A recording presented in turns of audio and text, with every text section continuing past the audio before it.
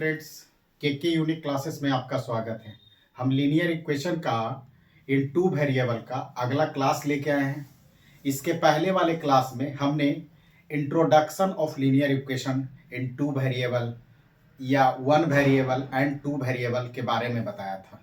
उसको आगे बढ़ाते हुए आज हम लीनियर इक्वेशन में हमने बताया था कि अगर इन टू वेरिएबल है यानी linear equation in two variable है, मतलब उसका सॉल्यूशन के लिए कितना इक्वेशन होगा? दो इक्वेशन होगा।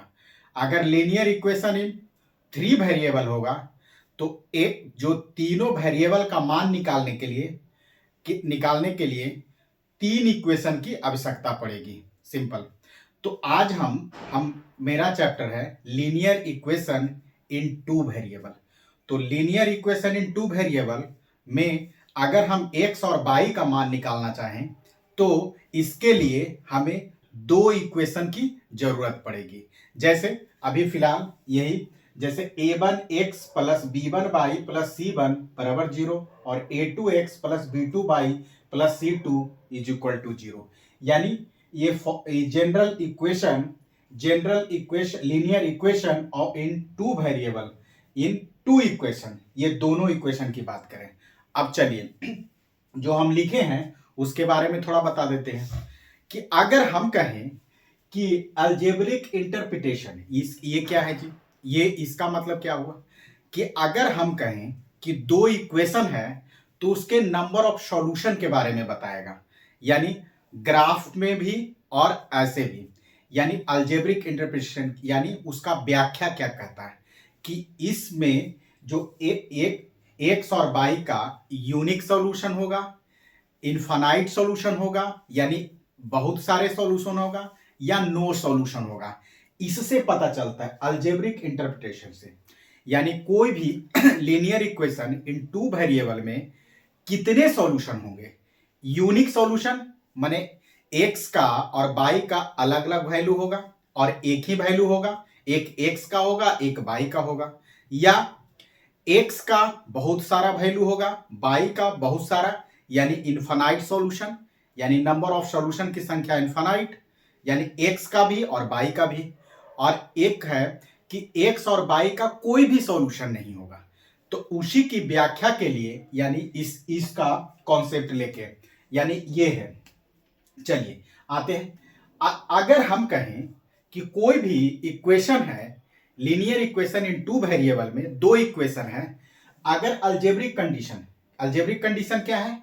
यानी उसके कुछ कंडीशन है यूनिक सॉल्यूशन के लिए, इनफाइनाइट सॉल्यूशन के लिए और नो सॉल्यूशन के लिए। तो चलिए देखिए, अगर हम कहें, देखिए यहां क्या बताए थे कि a1 b1 c1 a2 b2 c2 क्या है? कांस्टेंट है। तो इसका पर देखिए a1 बटे b1 a1 बटे a2 बराबर नॉट इक्वल टू b1 बटे b2। अगर इस टाइप का कंडीशन रहे, किस कंडीशन में? a1 इसका a2 not equal to b1 बटे b2, तो क्या होगा? इसका इंटरसेक्टिंग लाइन, मतलब अभी जब ग्राफ पढ़ाएंगे तो इसको हम बताएंगे, लेकिन अभी भी बताते हैं। देखिए पहले इसको बताते हैं फिर इसके बाद इसको। यानी इसका कैसा सॉल्यूशन होगा? यूनिक सॉल्यूशन होगा, जो अभी जस्ट बात कर रहे थे कि इसका यूनिक सॉल्यूशन होगा। अब देखिए इसको ग्राफ थोड़ा सा रहने दीजिए, इसको लास्ट में इसको समझाएंगे। अगर यही कंडीशन a1 बटे a2 बराबर b1 बटे b2 बराबर c1 बटे c2 रहे तो क्या होगा? Infinite solution, infinite many solution, मतलब नंबर ऑफ सॉल्यूशन एक्स और वाई का बहुत ज्यादा होगा, इनफाइनाइट होगा। अब अगर यही कंडीशन a1 बटे a2 बराबर b1 बटे b2 not equal to c1 बटे c2 होगा, तो यानी इसका क्या होगा? No solution. क्या होगा? No solution. एक बार फिर समझ लीजिए कि अगर दो linear equation in two variable में दो इक्वेशन की बात आएगा। अगर हम कहें कि दो इक्वेशन आपको दिया हुआ है तो पहले यह पता करिए कि कोई भी दो इक्वेशन में x का और y का यूनिक सॉल्यूशन होगा, इनफाइनाइट सॉल्यूशन होगा, या नो सॉल्यूशन होगा। तो इस कंडीशन से हमें इसका ये condition a1/a2 not equal to b1/b2 रहेगा, तो क्या होगा, यूनिक सॉल्यूशन होगा।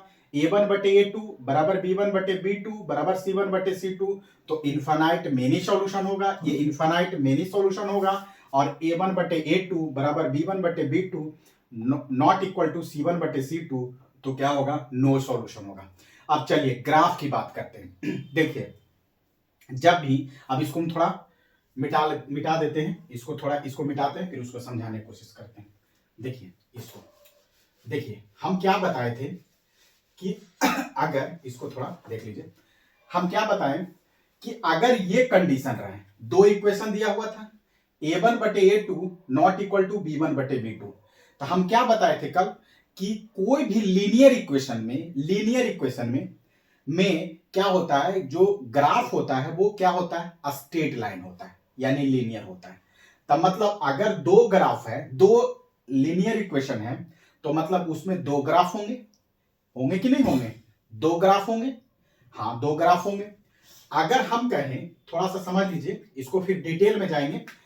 अगर हम कहें कि अगर यूनिक सॉल्यूशन होगा, यूनिक सॉल्यूशन का मतलब है कि इंटरसेक्टिंग द लाइन, यानी एक ग्राफ अगर ऐसे आ रहा है तो दूसरा ग्राफ एक पॉइंट पर आके मिलेगा, और यही पॉइंट इसका क्या होता है, सॉल्यूशन होता है। इसी को कहते हैं इंटरसेक्शन सॉल्यूशन, यानी इंटरसेक्टिंग लाइन होगा और इसका जो कंडीशन होगा ये यूनिक सॉल्यूशन होगा, और ये इसका कंडीशन है, ये अलजेब्रिक इंटरप्रिटेशन है और ये इसका कंडीशन है। जब इस a1/a2 not equal to b1/b2 होगा, तो इस टाइप का एक, कभी कहूं भी ऐसे भी बन सकता है, यानी इधर भी बन सकता है, यानी एक पॉइंट पर आके दोनों जो लाइन हो गए वो इंटरसेक्ट करेंगे। सिंपल, ये इसका कहने का मतलब ये हो। नहीं तो जब ग्राफ पढ़ाएंगे तो इसमें ये चीज बहुत अच्छा समझाएंगे। अब दूसरी की बात करते हैं। दूसरा हम कहें अगर ये कंडीशन होगा a1/a2 बराबर b1/b2 बराबर c1/c2 रहेगा, तो क्या होगा, इनफाइनाइट सॉल्यूशन। यानी हम कह सकते हैं कि कोई भी ग्राफ है, यानी ये क्या होगा, कोइंसाइड होगा, माने एक ग्राफ ऐसे एक इक्वेशन का लाइन ऐसे होगा तो दूसरा भी इक्वेशन का लाइन इसी पर जाएगा। यानी हम क्या बोले थे कि अगर एक पॉइंट पर कट करेगा तो उसका यूनिक सॉल्यूशन है। ये तो अगर ओवरलैपिंग वाला सिचुएशन हो जाएगा तो हम कहेंगे कि मेनी पॉइंट पर कट कर रहा है, तो इसका सॉल्यूशन भी क्या होगा, मेनी होगा। सिंपल, यही कह रहा है। अगर ये कंडीशन रहा, कौन सा कंडीशन, ये कंडीशन a1/a2 बराबर b1/b2 not equal to c1/c2, तब मतलब इसका नो सॉल्यूशन। तो देखिए पहला, अगर कोई भी दो ग्राफ है, दो स्ट्रेट लाइन का इक्वेशन है, तो दो ग्राफ होगा, एक ग्राफ ऐसे आ रहा है और दूसरा ग्राफ इसी के पैरेलल आ गया, तो मतलब ये कहूं नहीं मिल रहा है, यानी ये पैरेलल का मतलब कभी कहूं नहीं मिल रहा है, तो इसका मतलब है कि अगर इंटरसेक्ट नहीं कर रहा है तो इसका सॉल्यूशन भी नहीं होगा, तो इसीलिए कहा जाता है कि नो सॉल्यूशन है। अब इसका कंक्लूजन क्या हुआ कि अगर आपसे पूछे कि इंटरसेक्टिंग लाइन, अगर कोई ग्राफ में इंटरसेक्टिंग लाइन आ रहा है तो मतलब क्या होगा, इसका यूनिक सॉल्यूशन होगा और ये इसका कंडीशन है। सिंपल, थोड़ा अगर एक दो बार एक इस पर रिलेटेड एक दो क्वेश्चन बना लेंगे तो चीजें समझ में आ जाएगी। अब देखिए करा, अब अगर कहा कि कोइंसाइड होगा, माने ओवरलैपिंग वाला सिचुएशन बनेगा, तो इसका कंडीशन ये होगा और ये इसका क्या होगा, इनफाइनाइट सॉल्यूशन होगा। पैरेलल का मतलब ये वाला पैरेलल कंडीशन आ गया, इसका कंडीशन ये होगा और इसका जो अलजेब्रिक इंटरप्रिटेशन होगा वो नो सॉल्यूशन वाली बात करेगा। चलिए अब देखिए, अब इसके बाद हम मेथड की बात करते हैं।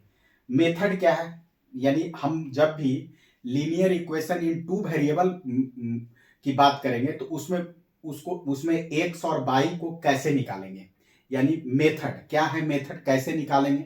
तो चलिए उसको थोड़ा इसको डिस्कशन करते हैं, पहले इसको मिटा देते हैं। देखिए इस पर कोई दिक्कत नहीं, इस पर हम एक दो को प्रॉब्लम भी लेके आएंगे, चीजें और भी समझ में आएगी। देखिए पहले इसको थोड़ा खत्म कर देते हैं, फिर उसके बाद देखिए हम क्या बताएं, हम कह रहे हैं कि अगर लीनियर इक्वेशन टू वेरिएबल रहेगा तो मतलब क्या होगा कि उसमें एक्स और वाई की निकालने के लिए क्या होंगे, दो इक्वेशन होंगे। अब उसी दो इक्वेशन की मदद से कितने तरह के मेथड हम एक्स और वाई निकालने के लिए यूज कर सकते हैं, तो हम कहेंगे कि इसका चार मेथड है। कौन कौन सा मेथड जी? पहला सब्स्टिट्यूशनल मेथड, बारी बारी से सभी का मतलब समझाएंगे। सब्स्टिट्यूशनल मेथड और उस पर प्रॉब्लम भी बनाएंगे। तो पहला मेथड लिख लीजिए सब्स्टिट्यूशनल मेथड, दूसरा elimination method, third cross multiplication method और चौथा ग्राफिकल मेथड। सिंपल। अब देखिए आज हम एक मेथड का एक प्रॉब्लम को सॉल्व करेंगे।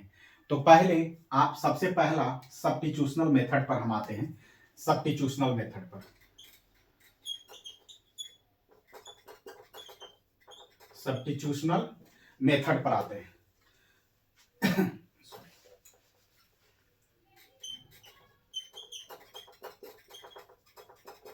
सब्स्टिट्यूशनल मेथड, सब्स्टिट्यूशनल मेथड पर आते हैं। तो देखिए सब्स्टिट्यूशनल मेथड में क्या कहा जाता है, जैसे हम कहें कि 2x माइनस 2y बराबर 8 पहला इक्वेशन हो गया, यानी x माइनस 2y बराबर 8 और x प्लस y बराबर 5।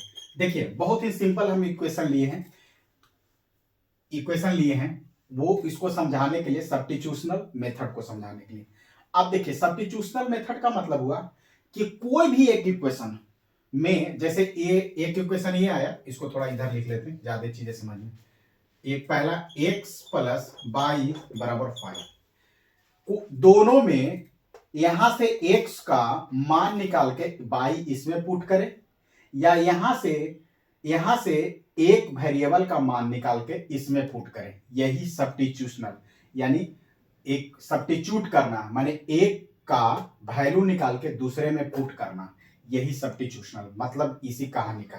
तो जैसे हम छोटा वाला x बराबर क्या हो गया 5 माइनस वाई, है या ना, x है प्लस है तो इधर जाएगा तो माइनस। अब इस इक्वेशन में इसका x का मान इसमें पुट करते हैं तो क्या हो जाएगा 5 माइनस बाई माइनस 2y बराबर 8।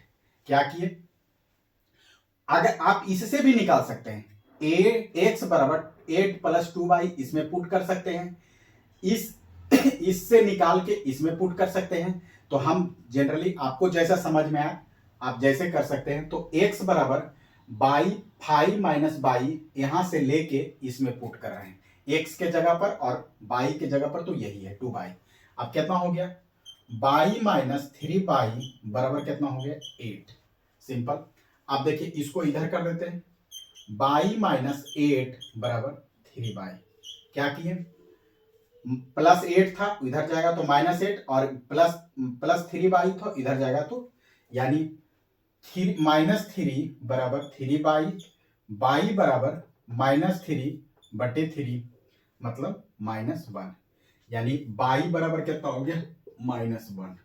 कैसे हुआ देख लीजिए, 3y माइनस 3y बराबर 3y, बाई बराबर माइनस इधर मल्टीप्लाई में बाई के साथ में कर जाए डिवाइड में, तो -3/3 -1। अब इसमें पुट कर देते हैं, x बराबर 5 माइनस -1, यानी x बराबर 5 प्लस 1 बराबर 6। सिंपल, यानी x का मान क्या हो गया 6 हो गया और बाई का मान -1 हो गया। बाई का मान -1 हो गया और x का मान 6 हो गया। ये इसका क्या हो गया unique solution.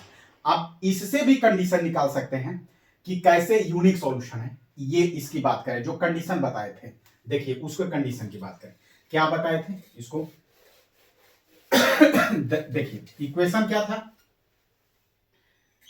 x minus 2y बराबर 8, और दूसरा क्या है यहाँ x प्लस y बराबर 5।